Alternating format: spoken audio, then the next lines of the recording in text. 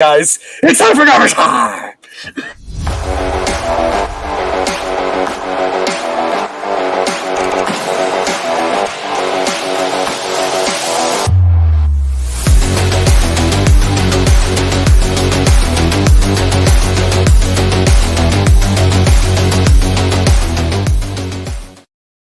It's okay, no one was here to hear that. Best intro ever. Oh, man, I'm your fabulous host for today's show, Ron the Fantasy Spectre Seymour, joined today by the whole crew, Ryan, Joe, and JJ. How are you today, boys? I'm doing good. I just love the chaos that you just brought back with your entrance back to Virginia. How many Mountain Dews have you had? Definitely too many. Don't drink Mountain Dew, kids. Or do and live your life to the fullest. Do the do. All right. So like I sort of kind of said at the beginning of the show, today we are going to do give our recap of our Dynasty Rookie Draft that we had over this past weekend that started a full 24 hours earlier than it was supposed to start. Just goes to show you that peer pressure does work, kids. So keep doing that, apparently. I'm going to take all the credit. Good job on that front. And all you need is, 60% of the league to vote, and it doesn't matter if the other ones even know what's going on. Precisely. It's a majority. It's a majority. Majority rules. All right. Joe has some news for us, I'm sure of it. Tons of it. Let's go.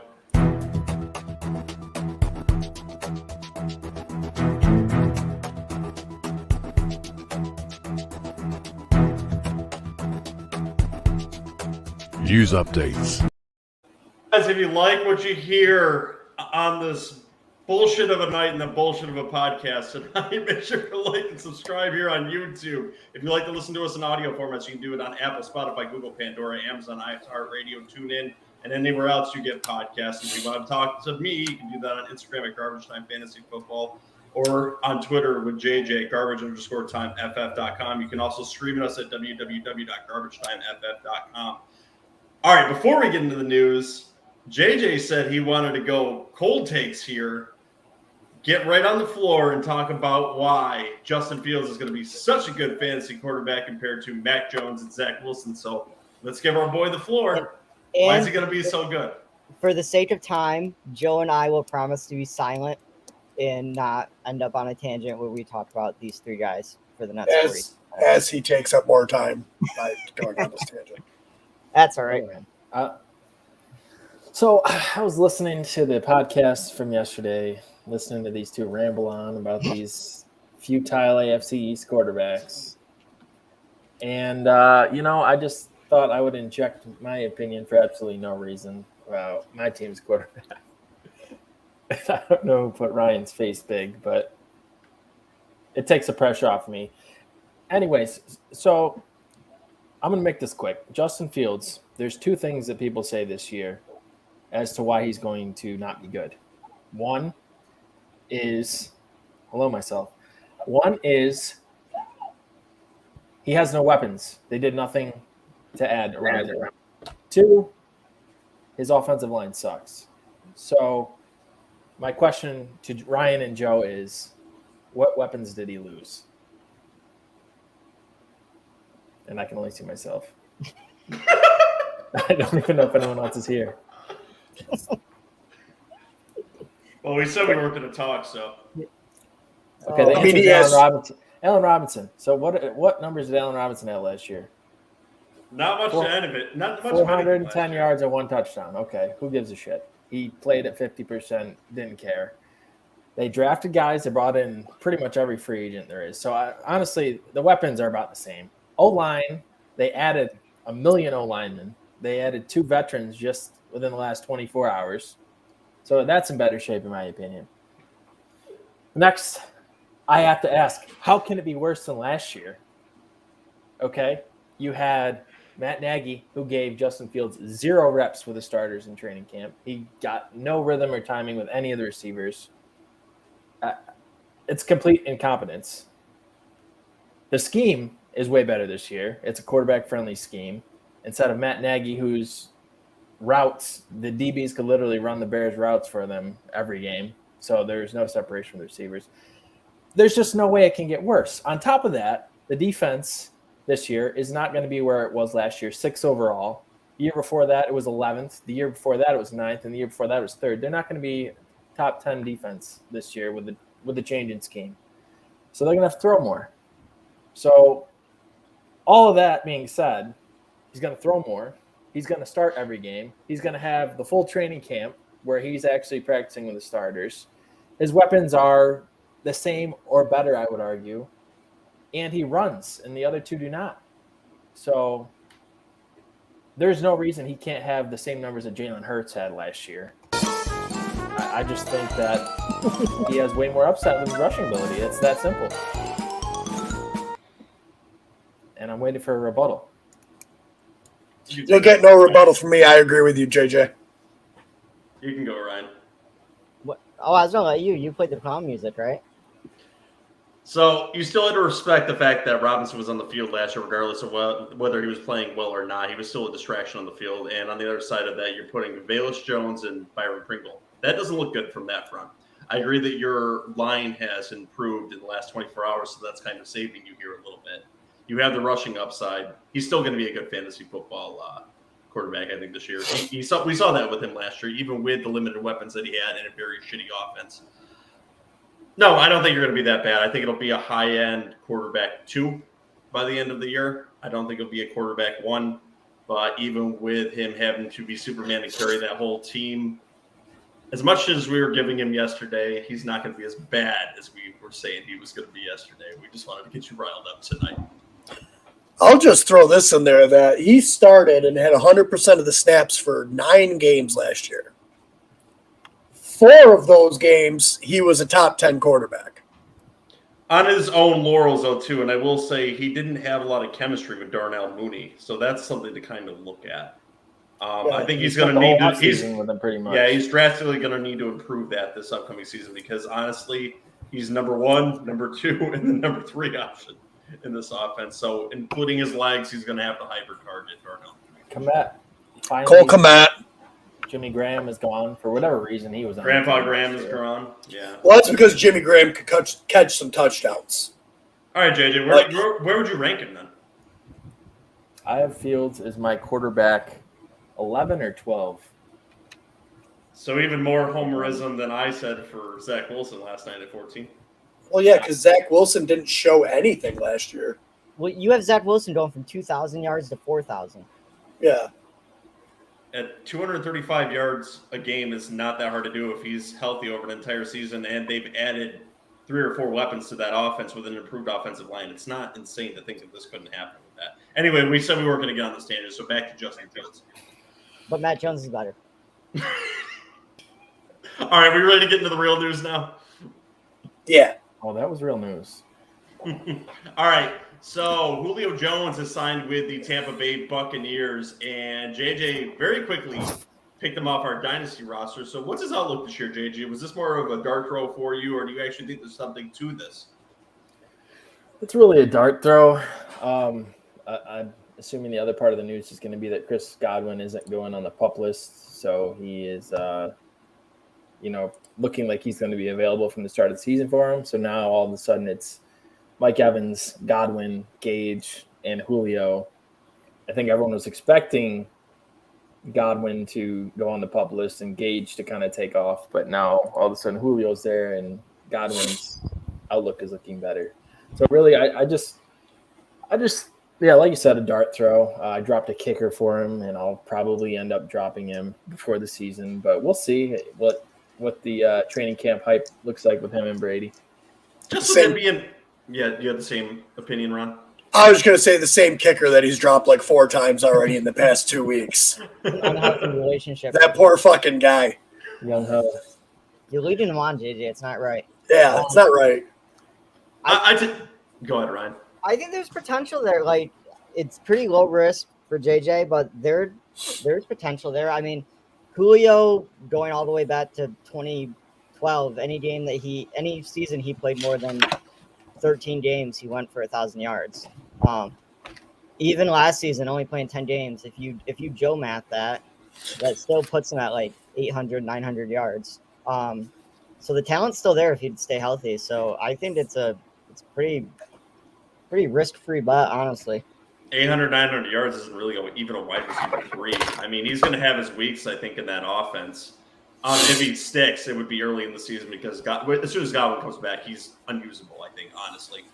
But there's enough mouths to feed there to where Ron seems to disagree with me. That'll kind of Julio Jones could be the next Gronkowski. They could almost line him up like as a tight end. In his older age, but with his size, athletic, and all of that, he could easily line up more towards like a tight end slot type thing and take over that Gronkowski type sure-handed role for Tom Brady. Why would they do that when they have Mike Evans there for that? Because Mike Evans can be the outside because he's got more speed than Julio at this, at the ages that they are and everything.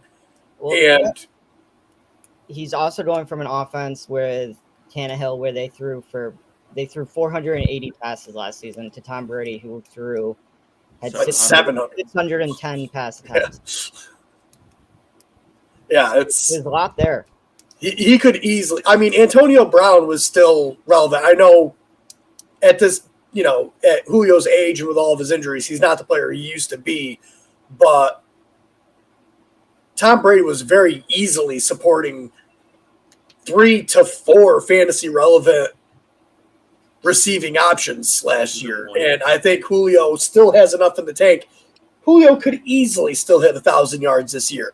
He would need some things to break his way, but he could still easily hit 1,000. He's still talented enough. So, Joe, what did Julio do to you for you to hate him so much? I never hated Julio. I loved him early in his career.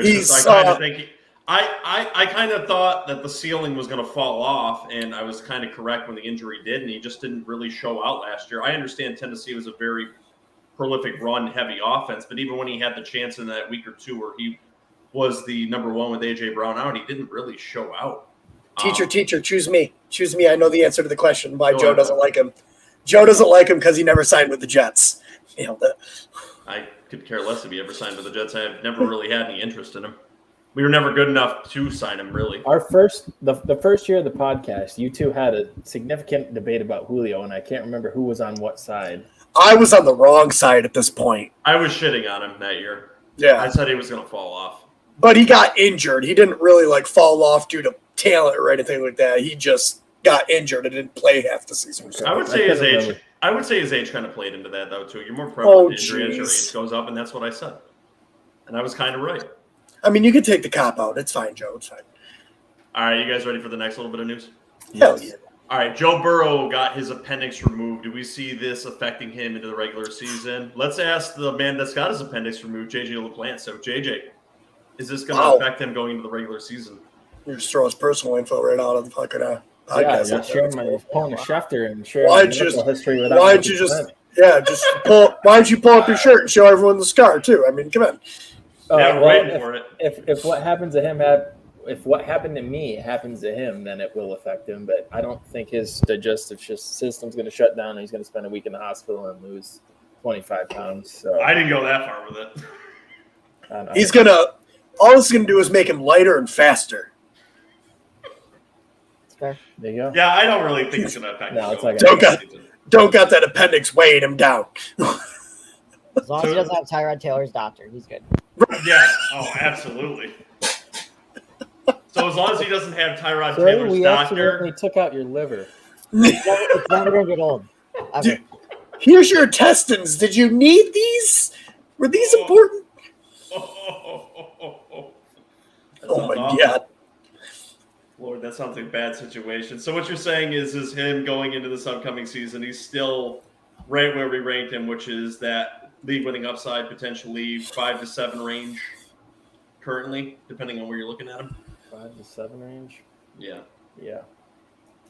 I would say so. All right, and then there was a Freudian slip today by Kyle Shanahan, who said that they're ready to move on to Trey Lance, and they had a great run with Jimmy Garoppolo. Is he just saying what we've all been expecting, which is it's time for the Trey Lance show, and Jimmy G is probably going to get cut in a week or two? God, I don't God, I don't see why they would cut him. Money. And a lot of money. Yeah, but who do they have for the depth after that, though? I understand the money part of it, but like, would you rather have Jimmy Garoppolo as your backup or some rando? Like, well, unfortunately, I'd rather have Jimmy, but the owner likes millions of dollars, and I don't think they're going to want to hear the noise in the locker room. But they've already came out and said Trey Lance is our starter. If healthy, he is our starter. Oh, yeah, but if he falls flat in the first 2 weeks, the noise could definitely rise. And Brian had a comment on this too. What? What? I'm on a podcast right now. Don't tell me the Contender Series is streaming. My kid's screaming. What do you want from me? Sure. Did you have a comment on Trey Lance? And Jimmy G. No, I mean I don't think Jimmy G stays on the team. If that's what you're asking me. I don't. I think if they can trade him, they will trade him. But if it came down to cutting, I mean, they may cut him. I mean, money does talk, but like, I wouldn't if it was me. Like, I would rather, they sat him down. They're like, look, we're rolling with Trey. Like, he knows his role. He may not be happy with it, but I think Jimmy G is the kind of guy that'll just play his role and do what he needs to do. He carries a $26.9 million cap hit. No, that was 18. 18, and it's all. I know. None of it's guaranteed. My thing is, what's the veteran minimum? Isn't it like 5 or something like that? 1? Or is he's not going to get the veteran minimum. No. I'm saying if they cut him and then have to sign someone for depth, you know what I mean? Like, I don't know. I'd rather pay the $18 million this year and have someone who just brought me to the NFC Championship game than pull someone off the streets, have Trey Lance get injured, and then not be able to have Jimmy Garoppolo. According to this, him to the Giants for Tyrod. I'd be okay with it. Second quarterback for Lance. If I'm reading this right on Over the Cap, it says $26.9 million cap number for this. His base salary is $24.2 million. And I think they only take like $1.4 million in dead money if they cut him.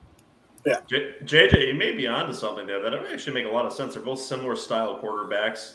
Nice veteran presence there, and they wouldn't have Jimmy G breathing down his neck should he falter early on in the season. And Ron would get his quarterback. We're just going to ignore what Ron's doing down there in the corner and move on to the next little bit of just fucking fly, man. Walter White. It's fucking start. Yeah, there's been a contamination. All right, Bill Belichick. That was the worst episode of that whole show, by the way. I skipped that episode every time. I watched it through 3 times. Yeah, there's a lot of. Can we sidebar? Did you guys see the new trailer for House of Dragons? Yes. Yeah, I've only been bringing it up on my Instagram and Facebook like every day. I'm so hyped. I saw that one, and then the new Lord of the Rings one. I'm so hyped. All right, I'm done. Well, plus there's all the new Marvel ones too. It's fine. We'll just keep going with football. There's so many of them. I know. All right. Anyway, I know we said we wouldn't get on Mac Jones, but there was a little bit of praise from Bill Belichick today, who has seen dramatic improvement from Mac Jones this offseason. So, Ryan, why is your boy going to be so good this season, even with Bill Belichick coming out and saying he's going to be? He's going to be good because it's his second year in the system. Second year for a lot of the new signs that we had last season. I think we're going to see a solid jump. He's definitely been taking nutrition and getting healthier better. So yeah, I'm telling you, QB12, it's going to happen. Tom Brady formula.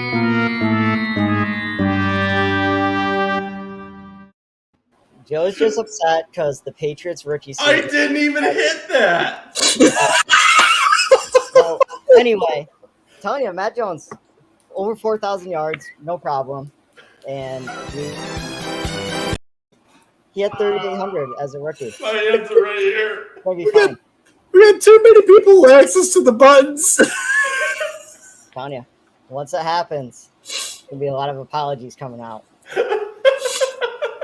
Oh, shit. Oh, my God. All right, the Ravens also signed running back Corey Clement. We got to be worried about J.K. Dobbins' availability for week 1. It kind of seems like they're making moves, not necessarily that Clement will have some fantasy viability this upcoming season, but it kind of feels like running backs like Gus Edwards and Mike Davis could potentially have the start in week 1. What's your guys' thoughts on this? Yeah, I mean, I just read today that Gus Edwards is not a lock to be there week 1. I went ahead and added Corey Clement in Dynasty as the J.K. Dobbins owner. I think he's probably got more in the tank than Mike Davis, I would assume. I hope so. Yeah. I think I have like 3 people from that backfield on my roster in Dynasty right now, and it's probably not going to be a single one of them that starts week 1. All right, and last little bit of news I have for us tonight. Sam Darnold says, I'm cool with Baker Mayfield, and we both see each other as starting quarterbacks. Do you see Sam Darnold as a starting quarterback, or is he out of his fucking mind? I believe that Sam Darnold sees himself as a starting quarterback. I believe that. Yes. So how long before he's in the broadcast booth? Never. He'll last as a backup for a while in the league, I think. He had the draft capital. When you're like a top pick in the draft, you stick around as, that person like, oh, we can bring out the best in him. Yeah. And then it never happens. Look at like Blaine Gabbert. He's still a backup. Yeah, he's still hanging around. Major career. Or like Mitch Trubisky, he's still hanging around. I'm sorry, that was rude. And I don't even believe it. I think Mitch is all right. Is there any other news stories that I missed tonight, guys? No. I mean, probably it's training camp day. There's probably a lot of useless news. God, there was so much stuff flying around today. And I'm sure all we did was Leonard Fournette is down to 245 pounds. Ooh, that's important. Ooh, he's shredded. He's only Meatball Lenny now. Yeah. He's not Casserole Lenny anymore. No, yeah. All right, guys, you ready to break down the Dynasty draft that we had in the past week and give your impressions on what you saw? Yeah. All right, so let's leave this off with Ron since you wanted to join last. So, Ron, what were you going to do going into this draft? How did it work out for you, and what was your outlook about the rest of the draft? Well, I got really I didn't really have a solid strategy. It was pretty much just go best player available when it was my turn to pick. With my first pick that I ended up with the 108 there, I was hoping, someone that I really liked would fall to me, and I got lucky because after James Cook went at the 105, which I thought was a little bit of a reach, but if that's his guy, that's his guy. Pickett, Wilson, Olave were still on the board, and I would have been completely fine taking any one of those guys at the 108. I ended up getting Olave and really happy to add him on my team. I think he could have a huge role this year. I think that was great value. Coming back around, I picked at 202. Those were my only 2 picks for the draft. Isaiah Spiller was definitely on my radar, but as it was going and Jameison Williams was still on the board after the end of the first round, if he fell there, I was going to have a real tough choice on my hands. But Ryan ended up taking Jameson right before me, so I was able to get Isaiah Spiller. I think he has a role in that offense this year, so I really liked my 2 picks. There was a couple surprising picks. James Cook at the 105, and there was one more. Malik Willis, maybe? Oh, Malik Willis at the 110. That threw the whole second round, I think, into the stratosphere when we got that pick. Yeah, that was wild. I mean, I don't hate it. I mean, he could be phenomenal in the league. I mean, I'm not saying it's not Garrett. It's not a 0% chance that he even starts games this year. So I don't hate the pick, especially with it being a super flex. Where did you see the real value in this draft? I think the two best value picks, honestly, and this isn't even homerism, was Garrett Wilson at the 107 and Chris Olave at the 108. I've seen a lot of mocks where both of those guys go before pick 5. Like I've seen mocks where both those guys were the first wide receiver taken off the board. So to get them at the end of the first round, I thought was just phenomenal. I mean, you guys thought I was going to take him at 103 being a Jets fan, and I threw all of you for a loop when I took Drake London. Yeah. Joe, I will never, ever try and predict what you're going to pick in a draft again, ever. Trey and I were texting each other about sabotaging you and what you were going to do, and we were just completely off. We just cannot predict you, Joe. Trey McBride in the 3rd round, that could be a steal. That could be a huge steal. I think that's one that you would potentially have to sit on for a little while. I mean, listen, Ertz is in that offense. He's clearly the number 1 tight end with the Cardinals. McBride, I think, is immensely talented, coming from a school that doesn't have as much prestige on the national stage. But tight ends as rookies typically don't perform at a very high level their first year. So this is one thing I think you'll have to let simmer there for a little bit. I do like him in that offense, so I do think that's a pretty good pick, as you were saying. Oh, I will say this one other thing that I tried to do in the draft. I tried trading my 2 second-rounders next year to both Joe and JJ in the 2nd round because I was eyeballing Jahan Dotson. Yeah, well, that didn't work because I got Jahan Dotson. Yeah. I tried trading up to get him. All right, that's fair enough. Any other closing thoughts, Ron, before we move on to one of the other two? Nope. Who wants to go next? Ryan? Just pick one. Ryan, go next. What was your thoughts on this draft? Yeah, so I knew with my first pick at, I think it was 107, I was going to take the best receiver available. I was surprised that it happened to be Garrett Wilson that was still available. I did not think that he would still be there. So I grabbed him. My next plan was to go running back for the 2nd round, but then the Malik Willis pick threw me for a loop there. And I know you were waiting for me to trade back with you as well. But I was hoping so. It didn't happen. Jameison Williams was sitting there for the 2nd round. So I jumped on that. And then the 3rd round, I'm kicking myself a little bit because I really did I was torn between David Bell and Trey McBride, and I went David Bell. I also, at one point, I did try to trade up with JJ because I really wanted one of those. I tried to trade up with Jim and JJ because I really wanted one of those running backs. I even offered JJ his 1st round pick back for next season, and he told me to go pound salt. So I didn't get. That's the 110 pick. So he's awfully confident in himself next year. And Jim didn't respond to me. So then I saw, because I really liked Algier. I really wanted Algier, but I just couldn't take him at 201 with Jameison Williams sitting there. What were the trades exactly? Let's put it among the crew here, and we'll see if we would have actually have taken them. I look like an idiot. I definitely should have taken it. I definitely should have taken it. So what were your thoughts? See if I can. So his trade to me, I had back-to-back picks in the 2nd. I had 204, 205, and I believe he offered me 1st and maybe I can't remember, maybe a 3rd for the 204 and 205, but a 1st round pick next year. Yeah, I offered him a 1st next year for 204, and he said no go. Yeah, it was just straight up 204. It was only one of them, actually. Yeah, and then, which pretty good deal. And Great then, deal. Not good enough.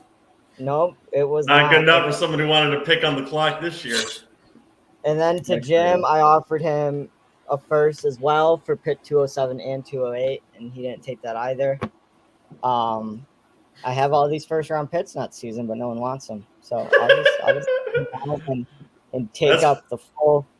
I'm gonna take up 24 hours doing my 4 picks next season. That's bull crap. I've sent you a few trades for 1 or 2 of them, and you haven't given them up. I'll be putting a vote. Damn you, Ryan! You guys all voted for that stupid 8 hours, and you're all in the chat bitching. Oh, you're taking forever. You know what? You should have voted an hour. And I'm putting that vote back out next year.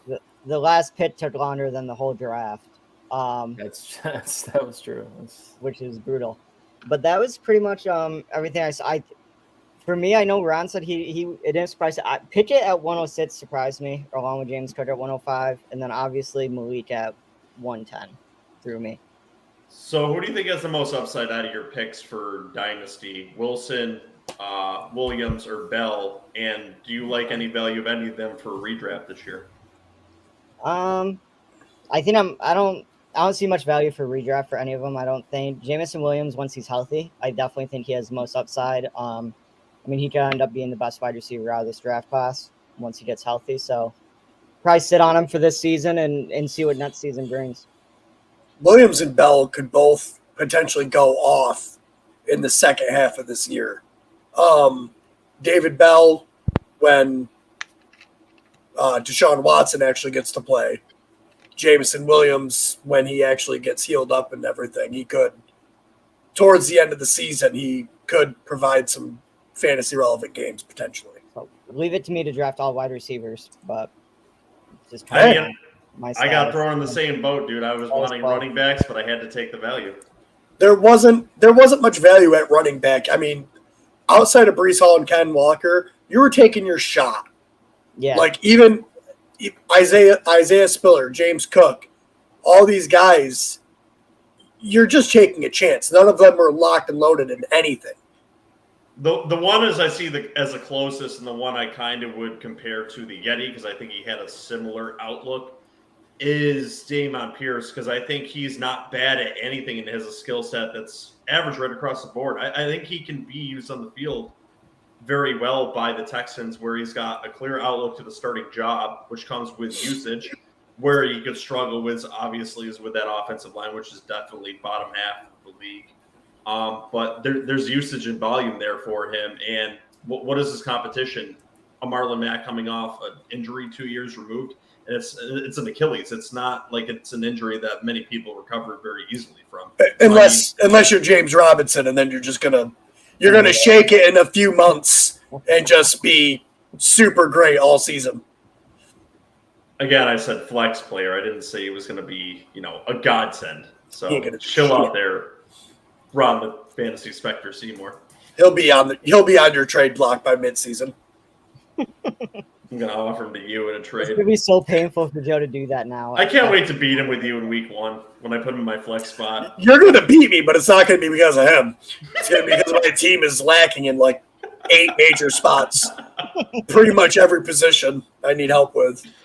Must be nice to have Justin Jefferson, though. I mean, that makes things look a little bit better. Between Justin Jefferson, Kyler Murray, and Lamar Jackson, I kind of feel like I could win a week or two. All right, JJ, let's get your thoughts on your draft, other people's drafts, what you see as value in redraft and in Dynasty. What was your plan going into this draft? So I think it was like 2 days before the draft run, and I made a trade. I traded Miles Sanders and the 108 for Elijah Moore in the 204 and 205. If I could go back, I don't know that I would have done that if I had known that Chris Olave was going to fall as far as he did. I thought I was going to miss out on those receivers. So I want to get back into the second round. Dameon Pierce was a target of mine. I really kind of thinned out at running back, making a lot of trades last year.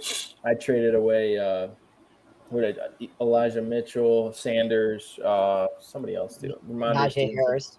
Najee Harris. I traded a lot of running backs, so my goal was to build that back up. So I picked Dameon Pierce. Obviously, you just touched on his potential to be the lead back in the Texans' backfield. And then 205, I was excited to get Jalen Tolbert from the Cowboys. I really think he's going to open the year as their number 2 receiver, obviously in a fast-moving, high-volume offense. With CeeDee Lamb on the other side, taking away the top corners, I think he has a great opportunity. And then I got the 210 and 301. Again, hit the running back position. I have Antonio Gibson on my team, so I snagged Brian Robinson to kind of handcuff with him and see how that whole situation plays out. So I was happy with that. And then Zamir White, we've talked about Josh Jacobs a lot this offseason and the fact that he didn't have his option picked up. We don't know what the Raiders are going to do, but I think there's definitely an avenue where he can have a significant workload this year and maybe even be the feature back next year if things go well. So I was pretty happy. My goal going in was I already have a ton of young up-and-coming receivers on my roster, in my opinion, so I really wanted to build back up the running back room, so I took 3 running backs. That's really unfortunate because my plan going into this, too, was to really build up my running back room, and you decided to thieve them right in front of me every single time I got the chance. You and G-Body Jim, so I really got screwed on that front and had to really go with the value of the wide receiver this year because that's really all there was in this Pierce, Joe. Not for what you were offering, and don't worry, I've got that trade on this list of things that happened before and after the draft, so we can talk about that too. I really like what you said, though, about Zamir White there. The Raiders were talking about potentially using a committee, as we all kind of alluded to, could potentially happen with the former Patriots coordinator now there, and that's kind of what they implemented for many years there with the Patriots, so it kind of feels like it's bound to happen. It kind of makes Josh Jacobs a little bit scary this year. I think he's still got upside, but Zamir White, I think, in Dynasty outlooks looks very good. He's nice and balanced. And that's typically what that style of coordinator likes in that kind of offense. So I like your pick there. Brian Robinson could potentially get some work there with Washington too. And Tolbert could have a wide receiver 2 job. So I think you did a good job with your draft. And I like what you were saying about your players here. Is there anyone that you felt like you missed out on or any surprising picks that you thought just threw the draft for a loop? No, there was nobody where they got picked and I threw my hands up and got mad. Who was there I thought would be there when those picks came up. But like I said before, if I had known that Chris Olave was going to fall to 108, I probably wouldn't have traded with Ron and would have kept Sanders and snagged him because I think he's going to be great in New Orleans with Michael Thomas kind of fading out and Jameis going to throw the deep ball. What's wild is if we didn't make that trade, this draft would probably look exactly the same.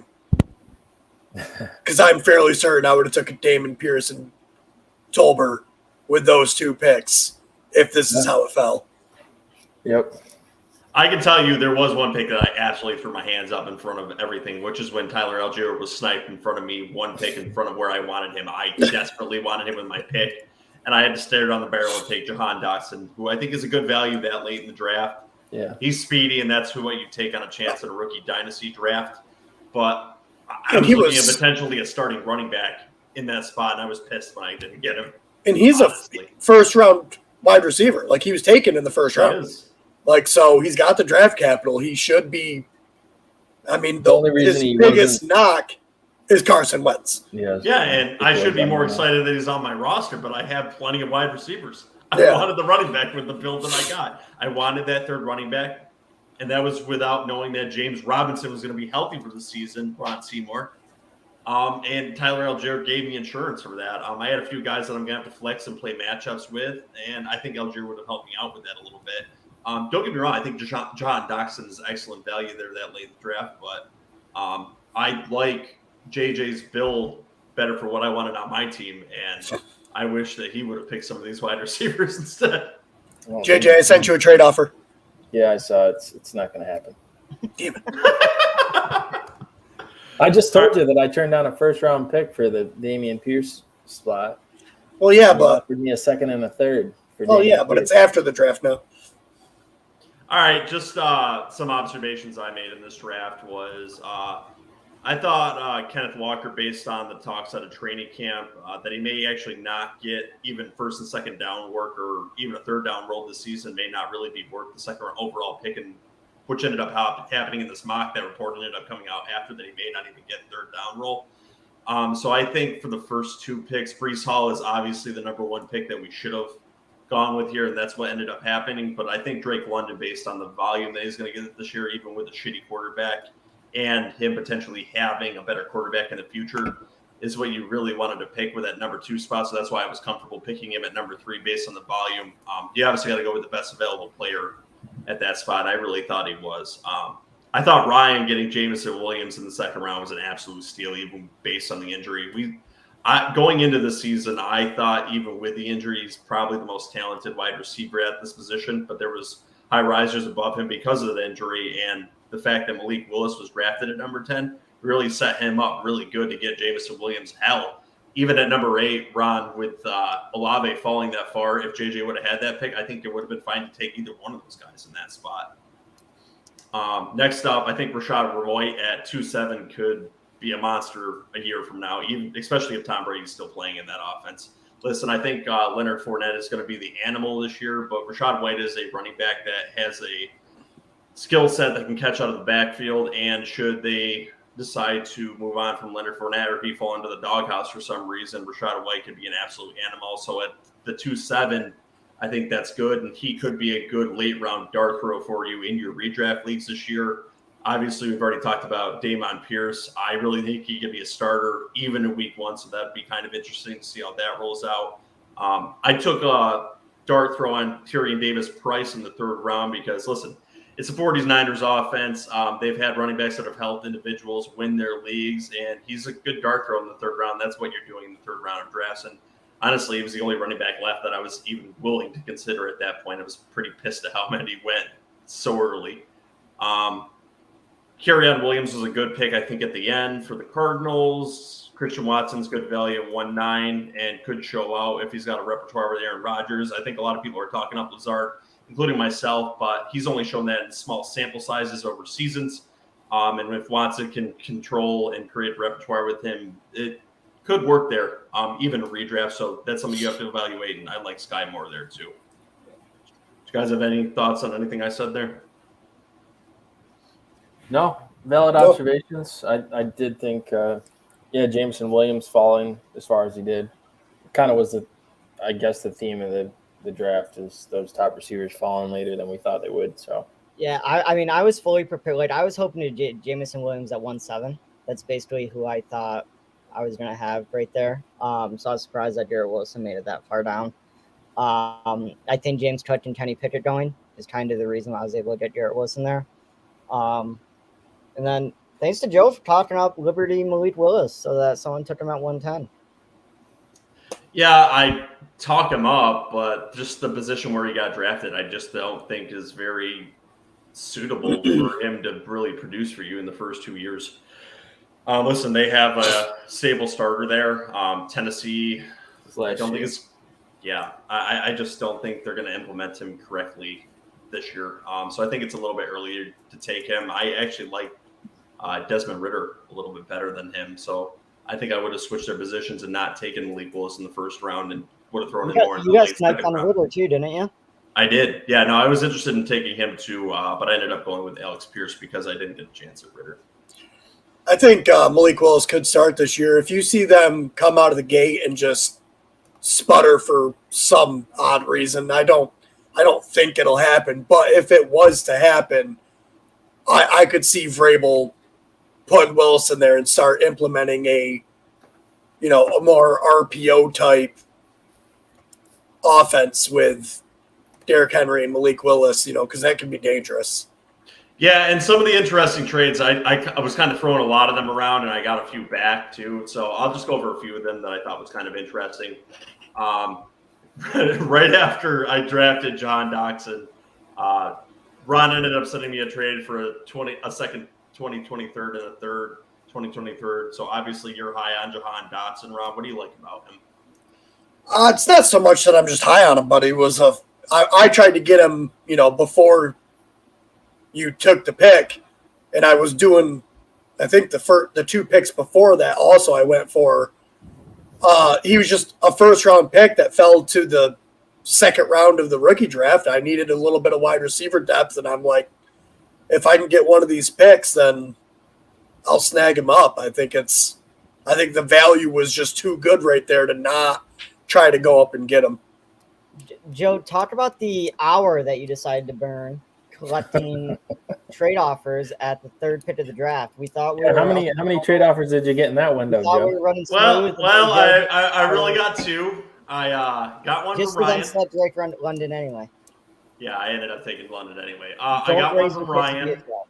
Yeah, you can actually let me say the two offers I ended up getting? Yep, I got it out. I'm good. All right, so I'll let you say the one you sent me. Go ahead. Probably doesn't remember. Yeah, I don't. I knew it.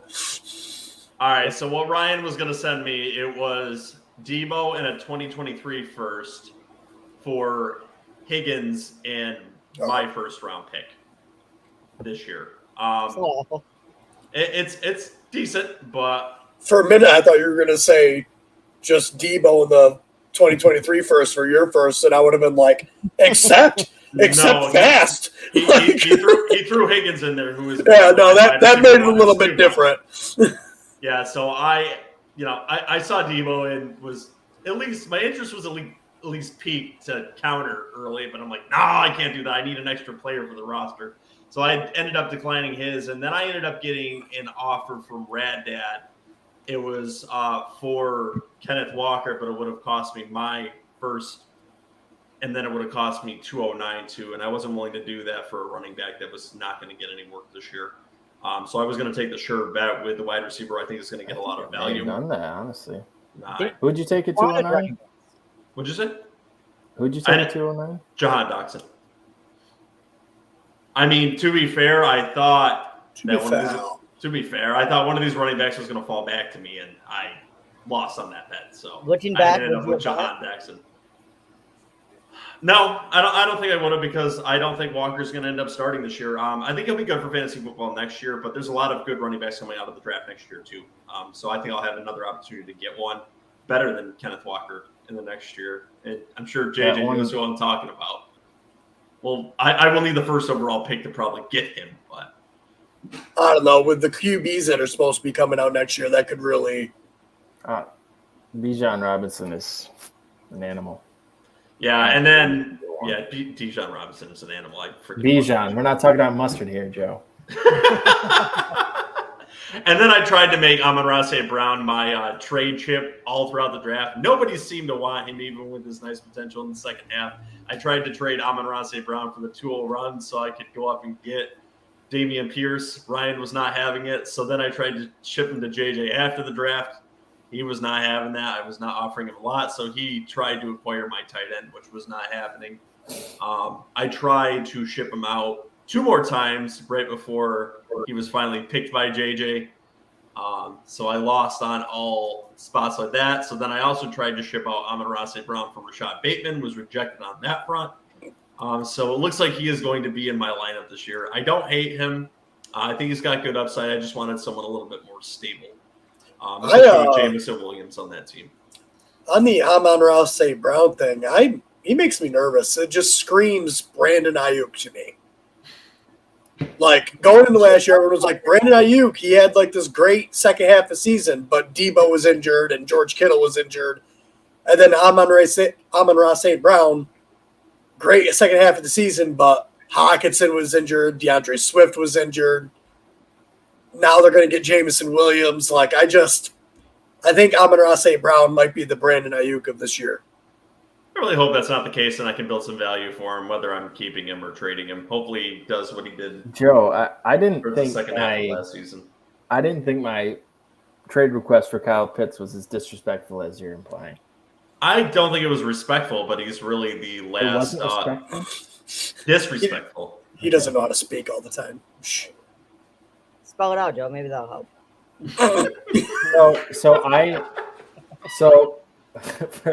For Kyle Pitts, I offered him Dameon Pierce, Mike Gesicki, and Elijah Moore. No way. No, I mean, it's a no way for me, but I don't think it's a disrespectful trade offer. No, I never said it was a disrespectful trade offer. I love Dameon Pierce. Elijah Moore, I think, could be a high-end wide receiver too this year, but I've got plenty of those. I don't need that on the team. And Kyle Pitts is a differential tight end where there's not a lot of them in the league, so it just didn't seem to make a lot of sense to me. Just for my team build, it didn't make Have fun starting 2 players from the Atlanta Falcons on your roster, though. That's fine. It is what it is. I'm still going to beat you in week 1, so. Ooh. Who do I play? Yo, with how did next? your free agency pickups go after the draft? Oh, yeah, no, the free agency pickups did not go well because I thought they were going to drop to waivers, JJ. With the rolling waiver system? That's what I thought. It's just what Sleeper defaulted. It's an adjustment. I thought JJ was wrong, but I had no desire to correct him. Yeah, for someone that wanted a running back, I wouldn't have loved Mark Ingram on my roster or anything. I know someone that hasn't. Yeah, that was fucking mayhem. Joe, I sent you a trade. Oh, we just see Ron get rejected live on TV twice. Yeah, probably. See what he's got here, folks. Oh, and then I tried to ship Robbie Anderson for the 310 because he was a cut candidate for my team, and I did cut him. Yeah, and I picked him up. Let's see what Ron's got for me. Is there anything else you guys wanted to bring up about the draft while I'm looking at Ron's offer? No, it was fun. I wouldn't mind going to 4 rounds in the future with a 10-person league because there were a ton of players left that. Yeah, you might want to put that up for a poll. But yeah, it was fun. Ron got rejected twice live on our podcast. What was the offer, Joe? Tell us. It was Keenan Allen for a 2023 second-round pick and a 2024 second-round pick. No. Seems like a decent trade. It's not awful. If I was losing, but we haven't even gotten to the season yet, I would probably consider that if I was losing due to his age. But we're not at that. You'll be losing right after week 1. This is his last year, in my opinion, before the Josh Palmer takeover happens. We definitely will see. All right, guys, do you have any closing thoughts on this episode? Anything that'll help people in their redraft or startup dynasty drafts this year? Yeah, keep listening to Garbage Time Fantasy Football. Excellent advice. I love it. What's next? What do we got next week? We got the rankings coming, right?